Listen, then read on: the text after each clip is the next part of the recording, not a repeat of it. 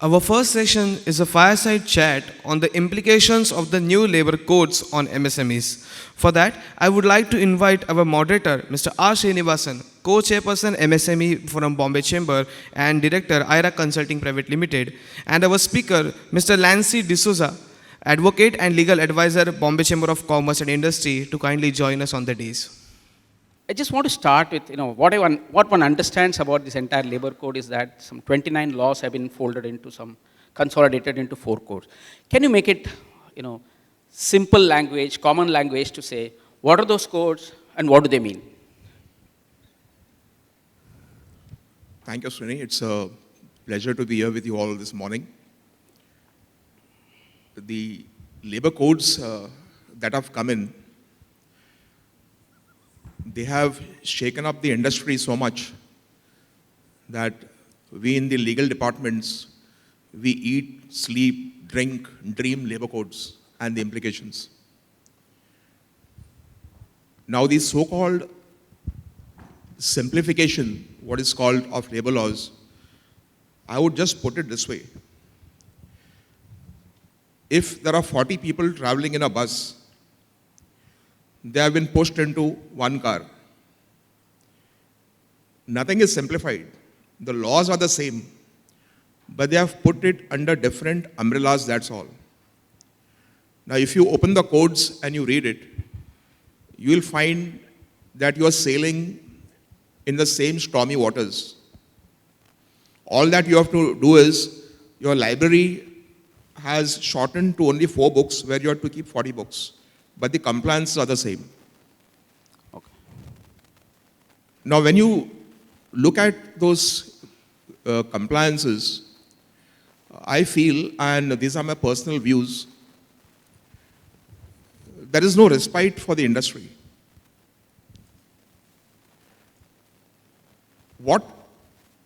Coming specifically to MSMEs, what I find is, you will be under a constant pressure that I am under the eagle's eye. Though compliances have been reduced and simplified into a few forms and returns, but the penalties for those non-compliances are very huge. Now, this is my broad reading of the codes. So, if you can help us to understand, there are 4 codes is what we understand. What are those 4 codes and what comes under each of these codes?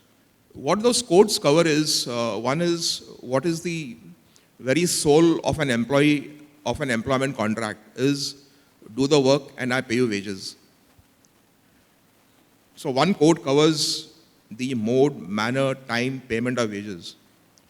Now, one of the major change that has been brought to the wage code is, today, employers were free to devise a wage structure which suits their budget, protects the employee from a tax liability. Now, today, there is a major change in that. What the law code tells you today is, no matter how you work your wage structure, I will look at it with these lenses. I will interpret it in this manner. You are still free to devise your own wage structure, but I will look at it in this manner and I'll see your compliances. So what essentially one understands is that regardless of how you structure it, the government will look at the structure in this way. As per the definitions. Okay.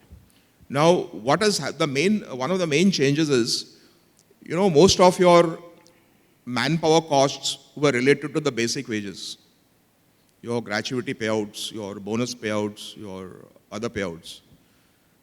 Today, what the code has done is, a major change is, they have said, I will read your wages as the main remuneration and 50% of your exclusions, this cost. If your exclusions exceed 50% of the wages, I will add back that excess of 50%. So today, what has happened is, your wage costs will go up for provident fund, for gratuity, for everything. So that escape route that was there for the employers to devise a wage structure which reduces their overheads, that is taken away. But one of the things that was there in the PF is that you could cap it at 1,800 rupees. Is that provision gone? See, today that cap is still there unless the new scheme and the rules come out. Today it is still at 1800 and 15,000, there is a cap. But we do not know. In fact, PIL has been filed in the Supreme Court just last month and it came up for hearing also. They say because of this rise in cost of living, 15,000 is too small a sum. It hardly provides for any social security. So the government filed an affidavit in the Supreme Court saying that we will consider it, and they have been given 4 months' time to consider that, whether that 15,000 needs to go up. And in all probability, in my reading, it will go up because 15,000 is too small a figure. ESI is gone up to 20,000, bonus is 20,000, so why leave PF at 15,000? Okay. So Supreme Court, on the Supreme Court's judgment, the government will take a call on this in the next 4 months. So since you are on the wages, and I'll go to the other codes as we go along, we saw reports of, TCS saying 2,200 crores provision for HCL had come out, 1,600 odd crores. We saw they are large companies, so therefore, but there was always a commentary on that saying that this is a one-time charge. What do you see is the impact on the MSMEs? So suppose a company is about, say, 50 crores. What could be the impact, and what would be the one-time, and what would be the recurring kind of an impact because of this? The impact will be this. One is, you have to see what's the wage structure today. And since the codes were notified in 2020, we have assisted many of the companies in restructuring their wages and perquisites to fall in line with the code when the codes get implemented. So many of them were ready for that. Now, those who have not done anything till now, your wage costs are going to go up because your gratuity payout will be on the new wage definition. Your bonus payouts will be on the new wage definition. Your overtime payouts will be on the new wage definition. Now, I told you about one code. The second code is on social security, which covers gratuity, maternity benefit, etc. The OSH code is there, which provides for leave encashment. They have come with a new thing like there is a mandatory leave encashment now. Earlier, it was accumulation, exceed, lapse. So that lapse has been taken away. It won't lapse. The employee has a right to demand leave encashment. So your leave encashment costs will go up over there. Then you have this industrial relations code. It doesn't impact much on wages, it impacts the industrial relations. So your impact will be on social security, leave encashment, overtime, and on provident fund contributions if the ceiling is raised, and your ESI. So this will be the 4 areas where your manpower costs will go up. Lancy, we have a typical problem in MSMEs. We recruit workers. Workers say, sir, हमको PF नहीं चाहिए, हमको ये सब नहीं चाहिए, हमको final दे दो price. They say, मेरे को 800 रुपया दिन का चाहिए, or 500 rupees. I don't care what you cut, what you don't cut. In fact, I prefer that you don't cut anything. Is that an option that still can be played with? Yeah, this is not only an issue for the MSMEs, but if you go to other industries, Gen Z says that, I don't care for any social security, I don't care any, I look after myself. So I want to know what is my take home. Now here, the law doesn't provide you an option of opting out. It doesn't provide you an option of opting out. If you promise a CTC of say 10 lakhs to an employee, you have to ensure that he gets 10 lakhs. Now if he says, I do not want social security, it is going to reduce my take home, then you have to step in and compensate him for that. There is no opting out. So I have to make it 11.5 lakhs 11 to ensure that, yes, to ensure that it is paid for. That's right. I mean, there is no option of opting out. No, you can't opt out. Is that applicable even for contract workers? Yes, it is. It is applicable for contract work, contract labor also, because under the codes, there is a separate definition of contract labor, and they are also protected in respect of all social security benefits. In fact, now what has come in the OSH code is, which I think the MSMEs have to take it very seriously, is every employee should be given a letter of appointment. You can't keep any person on your premises and put him to work without giving him a letter of appointment. That's a really important thing. Most MSMEs don't have an HR department. They have not structured an appointment letter at all. Not even to the staff. Forget the workers. The workers don't even know that. Even the staff many times don't have an appointment letter. They say, अच्छा कल से तुम काम पे आ जाओ, stores में काम करो, purchase में काम करो, and the guy starts working. After 7-8 days, I mean, he just continues to work. He's a 5-member organization. What is the point? How do we create an appointment letter? Now, that is something which has come by the mandate of law now. Till today, the law was whether you give him an appointment letter or not was not the concern. What the law used to see was whether he works for you and whether you pay him wages. The moment these two things exist, a contract of employment is presumed. There's an implied contract of employment. Absolutely. But today it is not so. They say you have to give him a letter of appointment, and in the rules which have been just notified now, draft rules, they have also given a format in which you have to give the letter of appointment. Now your two things fall out. You have one set of employees who have already got letters of appointment. True. Another set of employees who will be onboarded now, you can correct that letter of appointment, give them the new one. What do you do about existing employees? The answer is you will have to give them a addendum saying that in addition to your letter of appointment, these are your additional terms and conditions as per the OSH rules, which will apply for existing employees also. Oh, then we'll have to do it for all the employees? Yes, you have to do it. Okay. You have to do it. Okay. So therefore, I said in my opening remarks, the compliances have increased. There is no relief from compliances.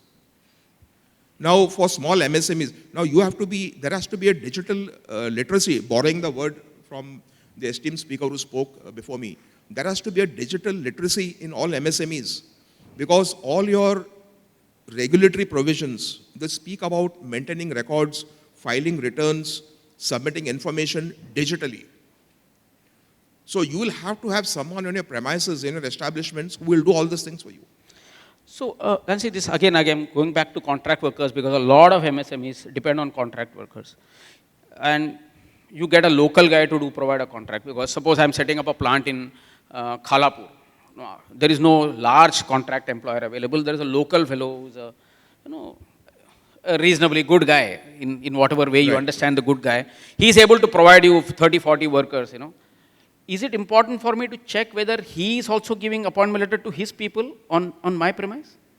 It is. It is for two reasons. One is you are ensuring that you get a contractor who is compliant with the codes. B, tomorrow if the contract labor goes to the court against you and says, I am your employee, the contract is sham and bogus. We have faced a lot of litigations. You will be able to say, look, here is his contractor employer who has given him a letter of appointment, he has accepted it.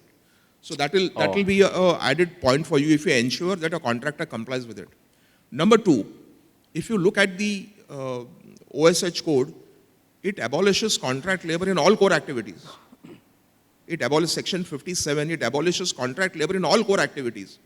But it gives you a relief. In certain cases, it permits engagement of contract labor. One condition is the contractor has given him a letter of appointment stating the terms and conditions. There's a provision for permanency. And number two, there's a provision for periodical increments. Now in the rules that have been notified, the rules provide that the increment should be at least 2% of their wages.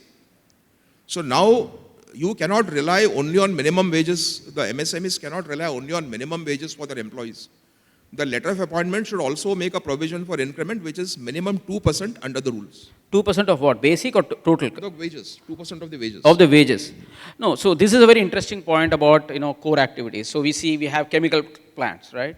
The core activity is running a boiler, running a vessel, charging a vessel, discharging a vessel. The warehouse is not a very critical thing. So we always have a lot of people. But we also have a lot of people, standing in the vessel, charging, discharging. That's core to the chemical plant. The boiler running is core to the chiller plant is core to the plant. If I take a mechanical engineering plant, the fitter is a very core activity. Absolutely. Welder is a core activity. Can I not take people there? You can take contract labor, provided you comply with those three conditions. Okay. Under the earlier regime, you were free to engage contract labor in core activities till such time the government steps in and abolishes contract labor in establishments. You are free. Today, that is not so. The abolition has come in the Act itself. But it also says, I will allow you to engage contract labor in your core processes, provided you do ABC. The rationale behind this is, while I permit you to use contract labor in your core activities, I also need to look at their job security. So the code has created a sort of a win-win situation for the employer of contract labor as well as for the contract. That is what the rationale is. So it sort of protects the exploitation of the worker in some way, which possibly happen. Now the entire structure of the contract worker, and I'm speaking a lot on the contract worker because MSMEs employ a lot of contract workers. In many organizations, it is almost 25-75, right? What else, I mean, what are the precautions that one needs to take in terms of, ensuring that the contract worker is available, is not affected, at the same time the business is not affected? One is, if you are less than 50, then you don't have to worry about the law. It applies only to establishments who have got 50 or more contract workers. Okay. That is one. So most of your MSMEs may have less than 50. Absolutely. So you don't have to worry on that aspect. Okay. But if I got more than 50, then you have to ensure that you comply with the regulatory provisions. As I said, now every employee has to be given a wage slip. And the wage slip prescribed has got what should be contained in that wage slip. Appointment letter, see that he pays them the overtime whenever they work extra. There is no exploitation. I think you need to ensure that. And if you do these things, then the government will not step in and stop you from engaging contract labor. There is a very interesting provision of inspector come facilitator. Now, what is this? Earlier there was an inspector, now there's an inspector come facilitator. Come in English, not in Hindi. But nevertheless. So what is this entire concept and what does it do? See, the inspector come facilitator, we are going back to that era of Inspector Raj, where the inspector was supreme. These codes have put him on that pedestal again. Now, he has been given powers to visit your establishments and advise the employees and advise the employer also on what is to be done. He may not even be qualified to advise you on your process of business, but he can tell you what is to be done. And you know what can happen if he tells you what to do and you tell him, I won't do that. Then we know what are the consequences. Now, he can inspect, he can visit, he can take records, seize documents, seize material. And he can advise the workers, see, these are your rights, you claim. If you are not given, I'll claim it for you. So what I foresee is, I may be wrong and I'll be happy if I'm wrong, is that looking to the penal provisions, the inspectors will frequently land on your premises. That's for sure. And now these problems will be much more in the initial phases of the implementation of the code, because everyone knows it takes times for implementation. There has to be a hand-holding. It takes time. So you will have a lot of these inspectors visiting your premises and saying, you have not done this, you have not done that, here is a demand notice. And 50,000 is the minimum penalty now. If there's a delay in payment of wages or wages are paid short. 50,000. And there's a provision for compounding provided you don't repeat it within 5 years. If you repeat an offense within 5 years, then the penalty doubles, there's imprisonment. Therefore I said, you have to be careful about the F factor, the fear factor in this. So what I do is, when I speak, I first show the penal provisions first, and then I speak on the subject so that people are interested in hearing what I'm saying. Otherwise, no one would want to know what are the labor codes. So the situation, sorry. Yeah, please. The situation has changed.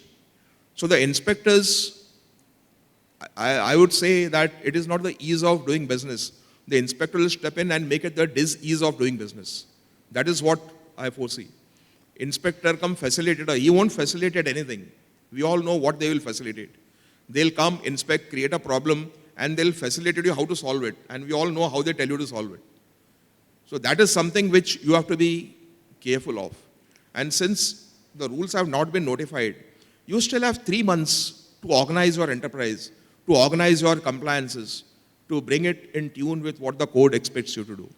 So you talked about an interesting point about short salary being paid. In fact, what I understand from your December 20th meeting was that, not just the worker, but even somebody outside can point out that there is a short salary and that can create an issue. Can you elaborate on that a little, please? All these codes classify employees into 2 parts. One is the definition of an employee, which includes everyone who's on your rolls. One definition is a worker who does manual, skilled, technical, operational work like a workman. There are 2 categories now. So when you read the codes and when you reach each section, find out whether it applies to employees or workers. Now what the code says is, earlier if there's a violation, only the labor commissioner could prosecute you. Today, even an employee or a trade union can prosecute you if there is a delay in payment of wages even for 1 day. They don't have to take permission of the Labor Commission or any court. They can straight walk into the criminal court and file a case against you. For delay of payments? Delay of payment of wages, bonus, non-compliance is anything. Now, the most saddest part. If these unions or these employees take you to the court, you have to prove that you have not committed a wrong. Normally, the jurisprudence says that a person who takes you to the court has to prove that you have committed a wrong. Here, there is a negative burden put on you that if someone drags you to the court for not paying wages, the onus is on you to prove that you have done everything what the court says. Now, this benefit comes to employees also who are not workmen. Because there was a trend in industry, sack the manager, don't pay him his wages for 3 months, let him go to the civil court. Civil court is a hard grind, no one goes to the civil court. Today, a manager can even walk to the Labor Commission's office and say, you are not paid my dues. He can take you to the criminal court and prosecute you. So is the manager classified under the workman? He is classified as an employee. The word used in the code is an employee. Not the workman. Not a worker. So therefore I said, whenever you look at the codes, find out whether the word is worker or employee. If it's an employee, everyone except the board is covered. Settle the dues within 2 working days. That's a mandate which has come now. You can't say FNF 30th along with the salary. No, 2 working days. Now, if you don't do it within 2 working days, you are violating and someone can walk into the court and file a case against you. So many times MSMEs have the cash flow problem, So nobody has an intention not to pay. Because that is not an option today, right? Because if you don't pay, the guy walks into the opposite gala. But many times you have cash flow problems. Many times, your export payments are delayed for various other reasons. Mr. Rajesh Kumar talked about how banks are facilitating, but still there are enough and more issues of collect.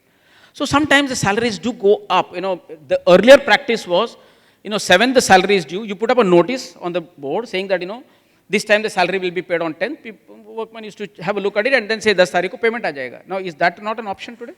That is not an option. That was never an option earlier also. But sometimes the workers do realize that the enterprise is in a problem and they do not escalate it. That's an understanding between you and your workers. Absolutely. And the trust that the employer has with his workers. But that is not the way. That is not, there is in criminal law, there is something called mens rea, guilty mind. Yeah. That your act has to be willful, done with some wrong intention. Now here, if your enterprise is not doing well and you can't pay, there is no wrong intention behind it. Absolutely. So that defense is not available in social security laws. Okay. So you have to do something within the time frame, you have to do it.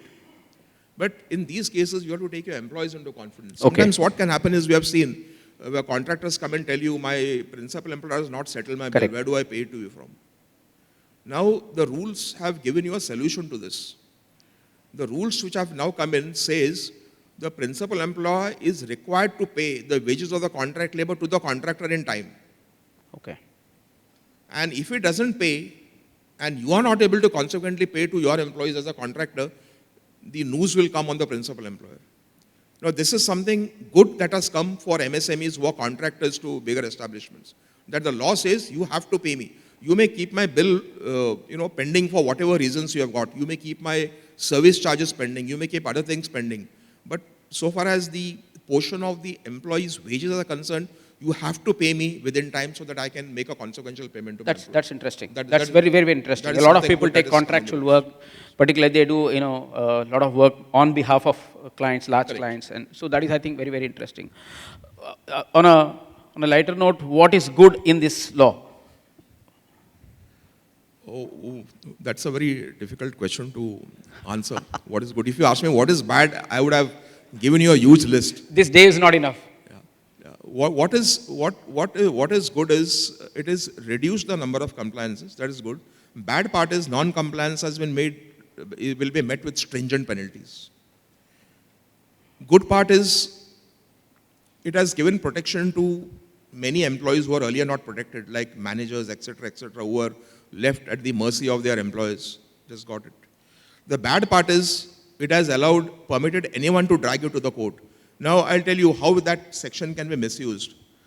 If I'm put out, even if something has been paid to me, if I want to trouble my employer, I'll just walk in and put a case against him. And I'll tell him, now you go and prove that you're not done wrong. Tomorrow, if you have proved that you have not done anything wrong, my case will be closed. I've got nothing to lose there. That is the bad part, where a disgruntled employee can put you into needless litigation. The other good part is it has brought in a lot of protection to unorganized workers. You know, especially the gig workers. It has brought in a lot of social security to them. The other good part is today we are sure of what constitutes wages. Otherwise, it was very subjective how I would look at it, how the enforcement officer would look at it, ultimately how the courts would look at it. You know, in Provident Fund, the Act is of 1952. The Supreme Court settled the definition of wages in 2019. 2019, we were clear what is wages and what is not. How many years? 60 years, 65, 67 years it took. So today, the definition is very clear. I'll tell you one or two flaws in that definition which will be very difficult. One is, in the exclusions, there is an overtime allowance. Now, to pay overtime, how do I calculate wages when I do not know what is the overtime for that month? I do not know. The other thing is special expenses paid to defray, amounts paid to defray special expenses. Suppose if your manager has to go on a tour, you pay him some money to meet his out-of-pocket expenses. Why that should be a wage in the exclusions? So there are a lot of gray areas in the new definition also, which will bring in litigation. But more or less it is settled. So that's a good point, good part of it. So a lot of clarity has come, is what you're saying. A lot of ambiguity has been sort of removed. I would not say 100% clarity, but at least 80% clarity is there as to how the courts will look at your definition of wages. So today for MSMEs also, you need to go back and check what is your wage construction and whether it is in tune with the code. So based on what wages you are paying today, what will be the additional burden on you? If it gives you additional burden, how will you restructure it? In fact, we have helped many companies. In fact, one thing I would suggest is you as a chairperson of the MSME, and Sandeep is also there. This is a time when the chamber should handhold its MSMEs in compliances. Rather than leave them to run to different consultants and other things, I think the chamber would do a good job in sort of having a help desk or a clinic for them where they would handhold them in compliances, streamlining, and then they can review it. I think that's a very interesting suggestion, and we'll take it on board. And one of the reasons why we said, although the rules are not out, March is when the rules are expected to come. The final rules are expected to come. Only central government has notified the rules, and just yesterday, Punjab has notified 2 draft rules. We put all those things on our website for your information. The moment the rules are out, it goes up on our websites. Now, yesterday, I'll tell you, once we are on it, your MSMEs, if there is an overtime, how do you pay overtime? How many of you calculate only on basic? How many of you calculate on all allowances? Typically, it is on basic. Only on basic. Now, yesterday, there is a judgment of the Supreme Court which says to pay overtime, you have to include all allowances. It has gone up on our website. You can check it on the judgment is there. So now that will bring in trouble. Overtime, everyone today knows it's not only on basic. Your overtime cost will go up. If your overtime costs go up, because overtime is a part of the wages for calculating that 50% add back. So the wages will go up. Yeah. The more your overtime goes up, the more your wages will go up. Absolutely. Your cost will go up. Now there is another issue. The code on wages says every employee will be paid overtime. And every employee will be paid overtime. That's what the code on wages says. So there are many questions which are coming up is, if a manager works overtime, will he have to be paid? So the section says every employee whose minimum wages have been fixed. Now, if you see the rules which have been notified by the central rules, they have defined what is highly skilled occupation. Now, if you look at the definition, it includes managerial work. For example, many times, managers go for exhibitions. Typically in chemical business, in engineering business, we have trade shows. And the trade show is Friday, Saturday, Sunday. And obviously, typically, people will work Saturday, Sunday because you have got good rush. Will that be considered as an overtime?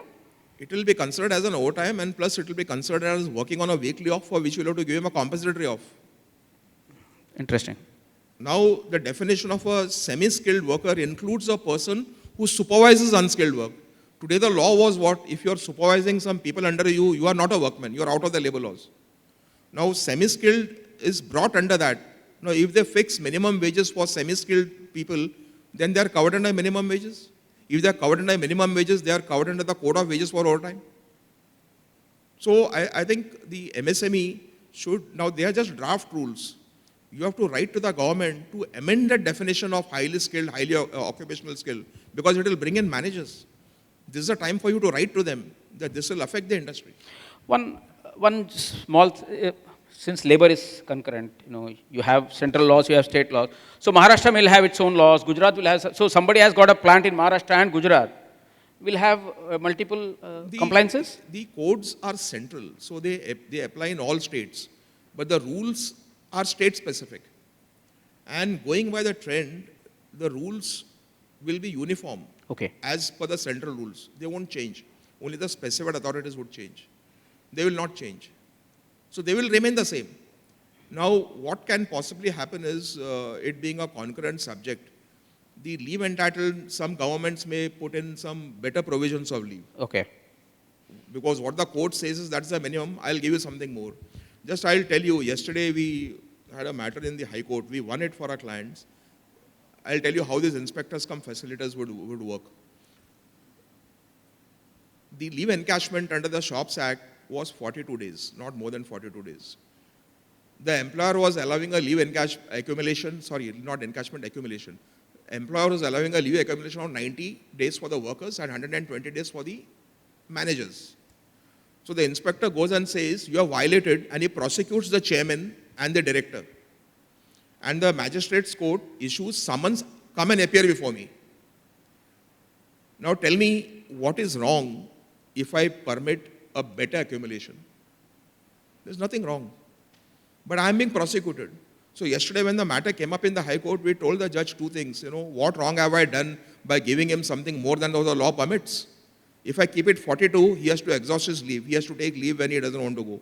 Second is that accumulation, the value of that accumulation increases on a year-to-year basis. So the end, when he retires, he gets a better compensation for that. I'm not saying that you don't take leave. He is free to accumulate 42, but I'm permitting more. He told the corporation, what sort of inspectors have you kept? This is a blatant abuse of the provisions of law. He set aside that prosecution. So this is how the inspectors work. Right. So there are some fantastic insights. I think this discussion can go on for a day, but I think it has given some high-level understanding. We'll take your advice, Lancy, of conducting more capacity building. But one thing one sees as a positive out of all this is that there is going to be a new job opportunity of liaison officers who are going to liaison with the government, and also there is need for a lot of capacity building within the organization. HR professionals need to understand a little more. We need to interact more with law, so they need to understand a little more. We have time for maybe just one or two questions. If somebody in the audience has a question, we can take it. Otherwise, we can sort of wrap it up in any MSME stakeholder. Anybody has a question? Lancy has actually laid the landscape of this, but just in case, and I can see intelligent and meaningful glances from Utkarsh to say, boss, wrap it up. Yes, there is one question at the last. Maybe somebody can ask it. Somebody can pass the mic, please. Lancy, before the mic reaches the person, I mean, you have, honestly speaking, as a MSME stakeholder, I'm scared from whatever you have described. So I would definitely feel that your suggestion of hand-holding the MSME is a great idea, because most of the MSMEs, as Srini said, that we don't have a wherewithal to understand the legalities in every sector, not even in labor laws. So let's connect offline and figure out how you will support the MSM. Yes, the gentleman, the last. The person who supports is sitting next to you. You should be telling. Yes, the gentleman, the last, please. I know his answer. He'll say, look, I mean, the committee has to take the agenda forward. I will only support. We'll do that. That's the reason why I suggested that. Yes, sir. Your question. Hello. My question is a little bit off the topic, but it's related to the point you mentioned.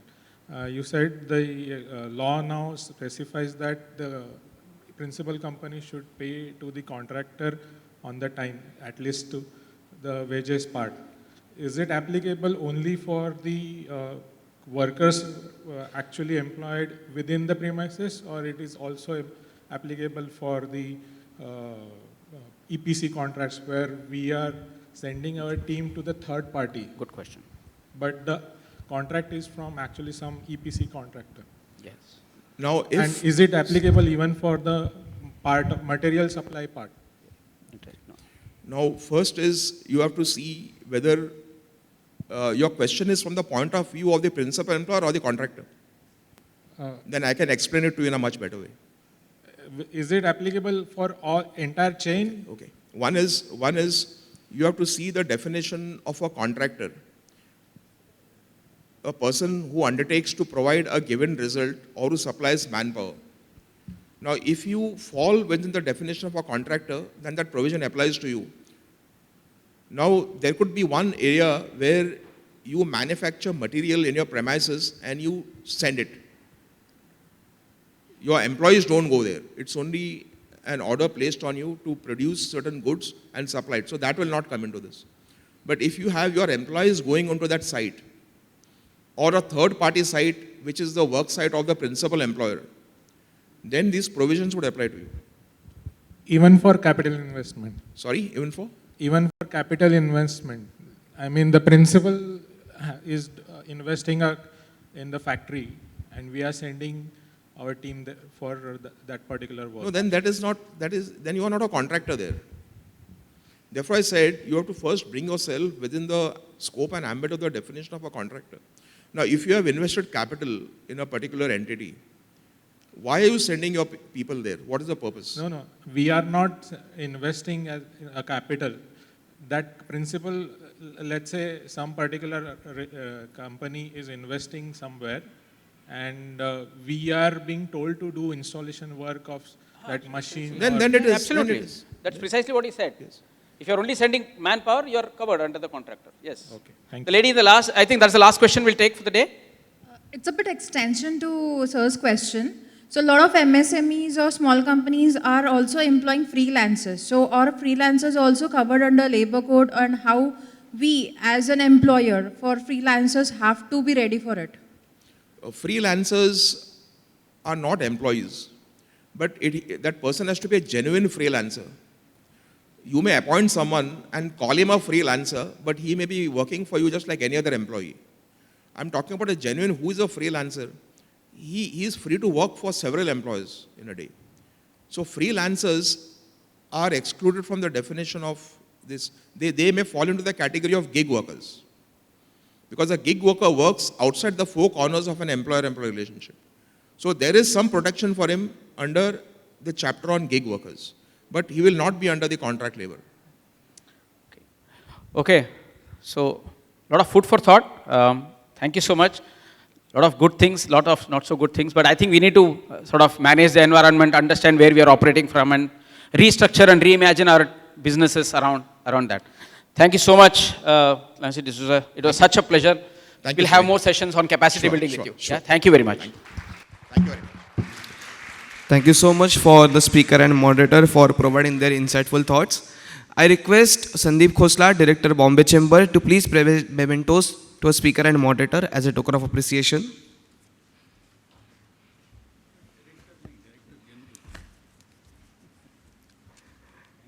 Lancy D'Souza, Advocate and Legal Advisor, Bombay Chamber of Commerce and Industry. And R. Srinivasan, Co-Chairperson, MSME Forum, Bombay Chamber, and Director, AIRA Consulting Private Limited.